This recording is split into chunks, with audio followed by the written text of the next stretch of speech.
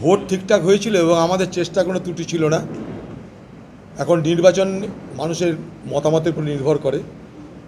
5 বার পর জিতেছিলাম, মানুষের দয়া দুয়া আশীর্বাদ সহযোগিতা ছিল, তাই এবার মানুষ মনে করেছে যে হারানো দরকার, তাই মানুষ হারিয়েছে। কোনো অভিযোগ নেই আমার।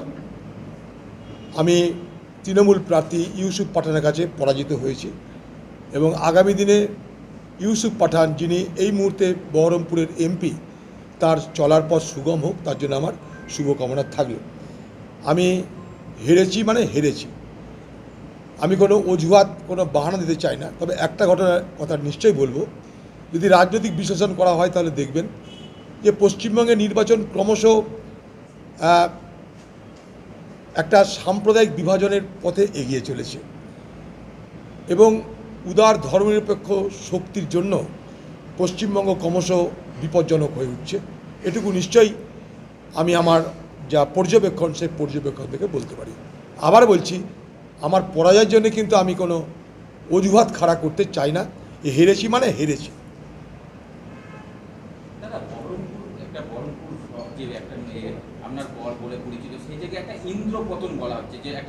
বলতেই পারেন আপনারা। দেখুন, আমরা রাজনীতি করি, মানুষের ইচ্ছা অনিচ্ছার দ্বারা প্রভাবিত হই।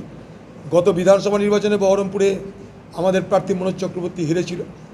আমরা এই সময় ভেবেছিলাম হয়তো অনেকটা পুনরুদ্ধার করতে পেরেছি আমরা, কিন্তু দেখলাম না, বহরমপুরের আমরা মানুষের কাছে সেই সমর্থনটা পেলাম না, তো হেরেছি। তার জন্য আমার কোনো অভিযোগ নেই কারোর বিরুদ্ধে। আমাকে যে ভোট দিয়েছে তারা তাদের স্বাধীনভাবে মতামত প্রকাশ করেছে, আমাকে যে ভোট দেয়নি তারাও স্বাধীনভাবে মতামত প্রকাশ করেছে। অতএব মানুষের যে অধিকার, সে অধিকার মানুষ প্রয়োগ করতে পেরেছে, এটা আমাদের কাছে অনেক বড় পাওনা বলে মনে করি। নির্বাচনে কেউ হারে কেউ জেতে, আমি হেরেছি, কিন্তু ভারতবর্ষ জুড়ে কংগ্রেস এবং ইন্ডিয়া জোটের বাকি দল তারা জিতছে। এটা একটা সুখবর, অন্তত সারা ভারতবর্ষের জন্য এটা একটা ভালো খবর বলে আমি মনে করি।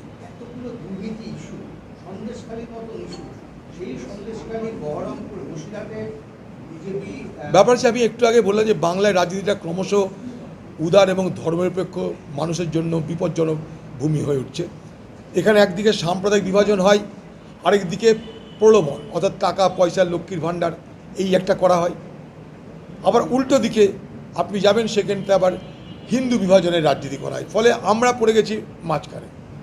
এই মাঝখানে পড়ে আমরা উদার এবং ধর্মনিরপেক্ষ শক্তি যা আছে এখনও বাংলায়, তাদের জন্য বাংলা ক্রমশ বিপজ্জনক হয়ে উঠছে বলে আমি মনে করি।